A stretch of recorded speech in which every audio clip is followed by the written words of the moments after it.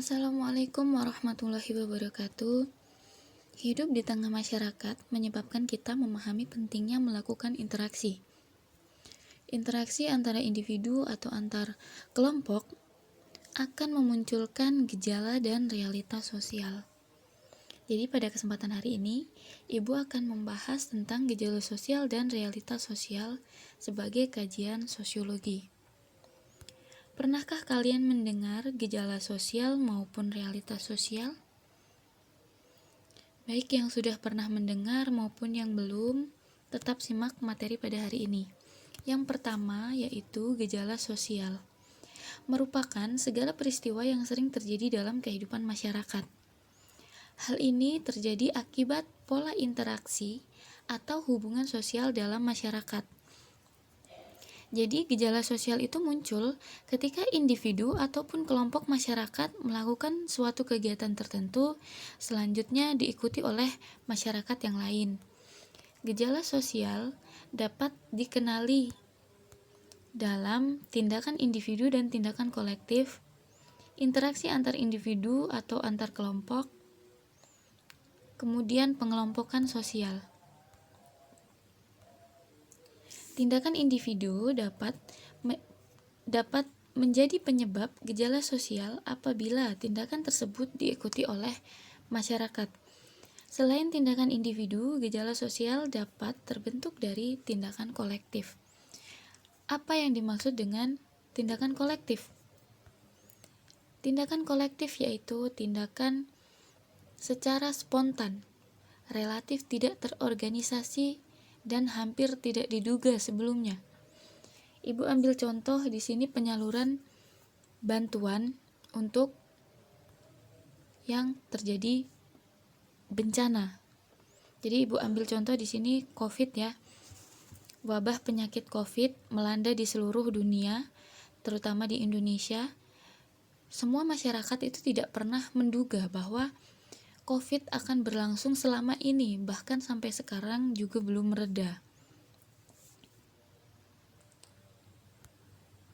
Selanjutnya, interaksi antara individu atau antar kelompok merupakan hubungan dinamis yang terjadi antara individu, baik individu dengan kelompok maupun kelompok dengan kelompok. Dinamis di sini maksudnya segala sesuatunya itu terus berubah, terus berkembang. Nah, interaksi itu dibagi menjadi dua.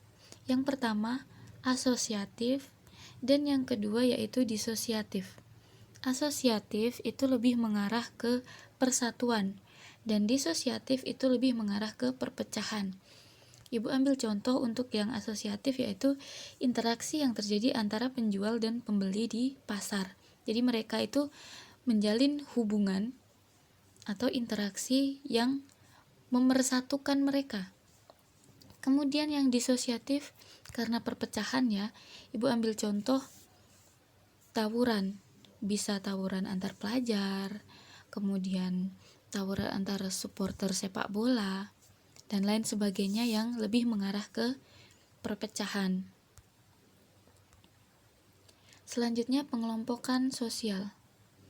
Pembentukan kelompok sosial dapat mempengaruhi terjadinya realitas sosial dalam masyarakat. Ibu ambil contoh di sini munculnya komunitas-komunitas atas dasar hobi atau kepemilikan barang seperti komunitas pecinta alam, kemudian komunitas sepeda. Jadi di sini mereka semua berkumpul atas dasar hobi yang sama. Seperti itu. Selanjutnya, realitas sosial sebagai kajian sosiologi. Realitas sosial atau fenomena sosial merupakan kenyataan atau fakta yang terjadi dalam kehidupan masyarakat. Jadi, realitas sosial yang dikaji dalam ilmu sosiologi itu ada beberapa ya, ada banyak. Yang pertama, hubungan sosial, kemudian sosialisasi dalam proses pembentukan kepribadian, kelompok sosial, nilai dan norma, struktur sosial, penyimpangan sosial, lembaga sosial, mobilitas sosial, pengendalian sosial, dan perubahan sosial. Baik, kita bahas satu persatu. Yang pertama yaitu hubungan sosial merupakan kegiatan yang dilakukan antar individu dan kelompok, serta kelompok dan kelompok untuk saling berinteraksi. Hubungan sosial inilah yang memenuhi kebutuhan manusia sebagai makhluk sosial, karena pada dasarnya manusia itu tidak bisa hidup sendiri. Pasti akan selalu membutuhkan orang lain, meskipun orang tersebut adalah orang yang individualis. Kemudian ciri hubungan sosial yang pertama yaitu terdapat dua pihak atau lebih sebagai pelaku interaksi sosial. Jadi lebih dari satu ya, tidak mungkin dia akan melakukan hubungan sosial itu sendirian, menghadap cermin dan lain sebagainya. Jadi lebih dari satu orang. Kemudian terjalin komunikasi. Jadi misal nih ibu dengan kalian ketika di dalam kelas maupun kalau sekarang daring ya. Walaupun daring, ibu berkomunikasi dengan kalian dan kalian merespon materi ibu, kemudian menjawab pertanyaan dari ibu, itu sudah termasuk terjalinnya komunikasi antara guru dan murid. Memiliki tujuan yang dicapai. Jadi ketika melakukan hubungan itu, hubungan sosial memiliki tujuan. Salah satu contohnya ketika ibu ingin melakukan hubungan sosial dengan keluarga ibu yang jauh di sana. Misal ibu menggunakan alat komunikasi. Kemudian ibu menanyakan kabar, bagaimana keadaan di sana. Ketika tujuan itu sudah tercapai, nah itu berarti hubungan sosial itu sudah terpenuhi ya. Kemudian terdapat dimensi waktu, masa lalu, masa kini, dan masa yang akan datang. Selanjutnya, sosialisasi dalam proses pembentukan kepribadian. Sosialisasi merupakan proses mempelajari atau menanamkan nilai dan norma yang berlaku dalam masyarakat. Sosialisasi ini berkaitan dengan pembentukan kepribadian. Jadi selain itu, sosialisasi dapat diperoleh dari lingkungan rumah, kemudian lingkungan sekolahan, teman sebaya, dan masyarakat. Kepribadian itu dapat terlihat dari tata krama, kebiasaan, dan persepsi orang. Kepribadian dipengaruhi oleh sosialisasi yang diterima. Jadi ketika anak dari kecil sampai sekarang ini, sudah pasti yang mendidik pertama kali adalah orang tua. Kemudian ada lingkungan rumah, baru di sekolahan.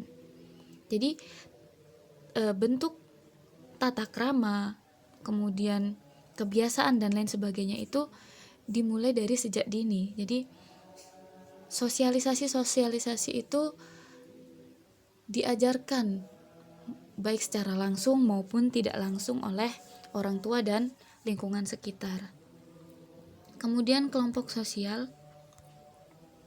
Kelompok sosial dapat diartikan sekumpulan individu dengan nilai, norma, dan harapan yang saling berinteraksi secara teratur dan memiliki tujuan yang sama.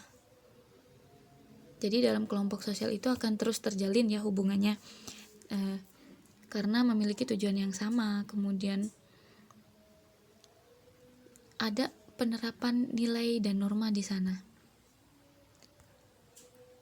Ciri-ciri kelompok sosial, yang pertama terdapat kesadaran dan rasa memiliki. Jadi antara anggota itu memiliki kesadaran bahwa mereka itu menjadi satu, saling memiliki.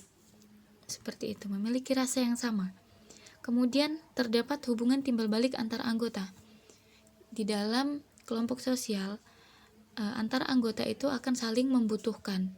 Jadi ketika Yang satu membutuhkan bantuan, anggota yang lain membantu. Begitu sebaliknya. Jadi di situ muncul hubungan timbal balik.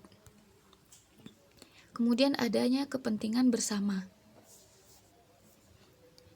Kepentingan bersama di sini bisa saja Ibu ambil contoh ketika ada mahasiswa dari luar daerah, misalnya dari Lampung, kuliah di Semarang, di Jogja. Itu mereka berkumpul dengan komunitas sesama orang Lampung. Tujuannya apa? Saling mengakrabkan, saling mengenal sesama orang Lampung. Jadi kepentingannya sama, seperti itu ya. Kemudian berstruktur dan mempunyai pola atau perilaku. Jadi mereka itu memiliki struktur jelas, misalnya ada ketua, bendahara dan lain sebagainya, agar anggotanya itu lebih teratur. Kemudian pola perilaku di sana juga diatur. Selanjutnya nilai dan norma. Nilai merupakan prinsip dasar atau kualitas dasar yang dianggap penting bagi masyarakat.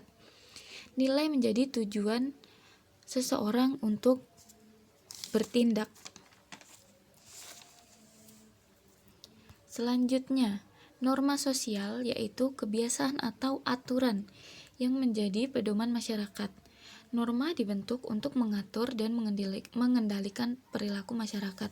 Jadi, setiap daerah, setiap wilayah itu memiliki nilai dan norma sendiri untuk mengatur masyarakatnya agar tidak menyimpang ya. Kemudian yang selanjutnya yaitu struktur sosial, merupakan tatanan atau susunan atau tingkatan sosial dalam masyarakat.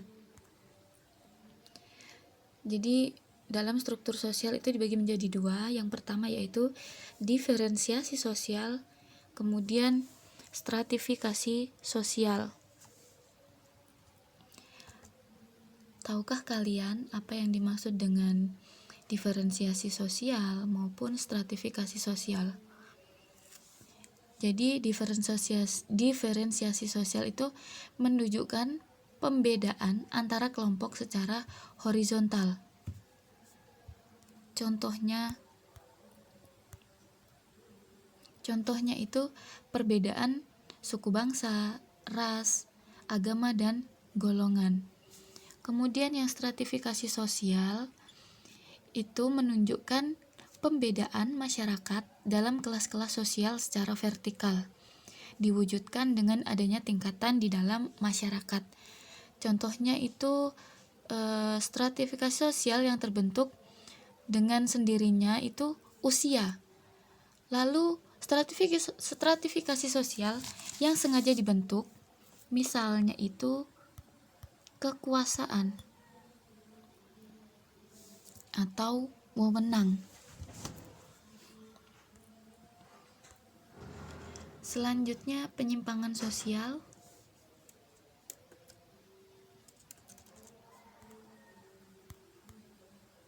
Penyimpangan sosial menjadi objek kajian sosiologi karena sosiologi menelaah munculnya fenomena dalam kehidupan sosial. Perilaku menyimpang itu dapat dilakukan oleh individu maupun kelompok.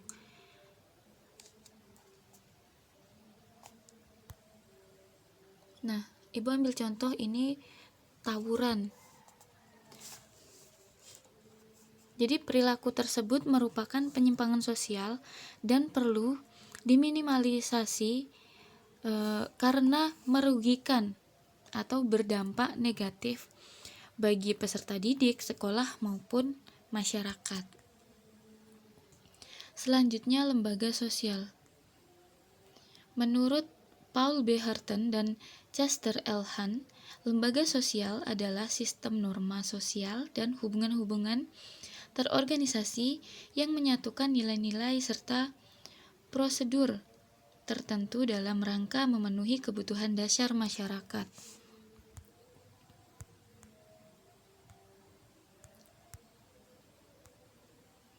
Ciri-ciri dari lembaga sosial yaitu merupakan perwujudan nilai dan norma sosial, memiliki tujuan yang jelas, memiliki tata tertib tertulis dan tidak tertulis, memiliki simbol dan lambang tertentu, memiliki sarana dan prasarana atau kelengkapan, memiliki jangka waktu tertentu.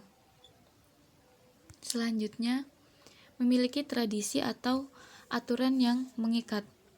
Nah, lembaga sosial ini contohnya apa saja? Jadi lembaga sosial itu menjadi kajian sosiologi karena lembaga sosial terbentuk atas kesepakatan yang terjalin antar individu. Contohnya itu apa? Bisa saja lembaga keluarga, pendidikan, agama, politik, dan hukum. Sampai di sini dapat dipahami ya. Selanjutnya, mobilitas sosial. Mobilitas sosial dapat diartikan sebagai pergerakan atau perpindahan status seseorang atau kelompok sosial dari satu lapisan sosial menuju lapisan sosial yang lain. Jadi mobilitas sosial ini dibagi menjadi 3. Yang pertama horizontal, yang kedua vertikal, dan yang ketiga lateral. Horizontal di sini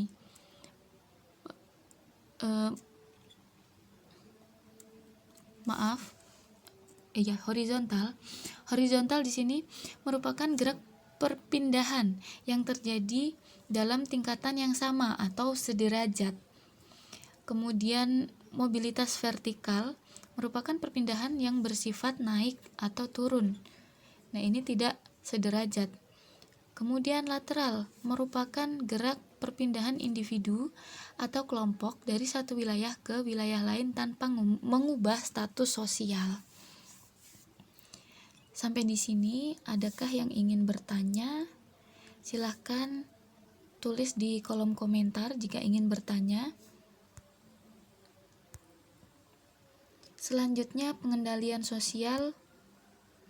Pengendalian sosial merupakan upaya penertiban yang dilakukan oleh masyarakat. Jadi pengendalian di sini dimaksudkan untuk bisa saja mencegah atau menanggulangi ketika terjadinya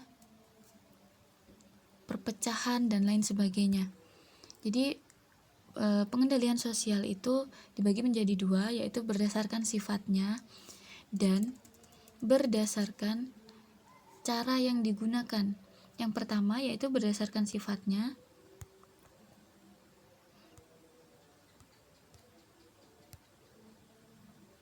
Pengendalian sosial secara preventif dilakukan sebelum terjadi pelanggaran. Jadi untuk melakukan pencegahan ya, preventif itu.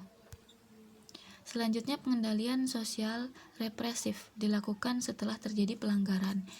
Jadi penanggulangan pelanggaran setelah terjadinya pelanggaran ya. Jadi yang dinamakan represif tuh ketika pelanggaran itu sudah terjadi.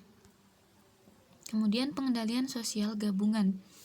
Nah, bertujuan mencegah terjadinya penyimpangan sekaligus mengembalikannya sesuai norma-norma sosial.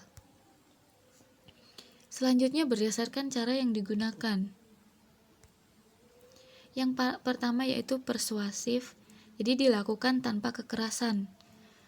Jadi ada saran, ajakan, dan bimbingan untuk mematuhi nilai dan norma yang ada di dalam masyarakat.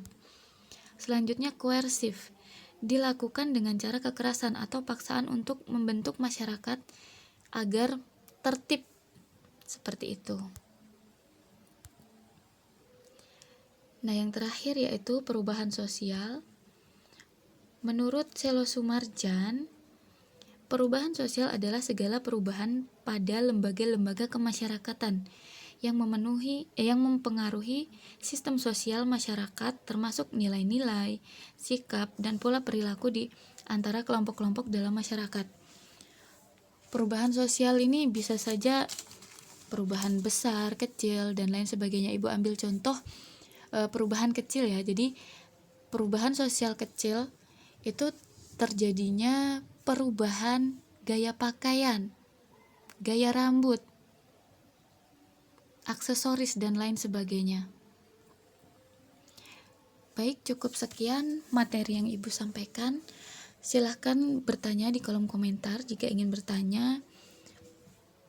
Terima kasih atas perhatiannya. Kurang lebihnya Ibu mohon maaf.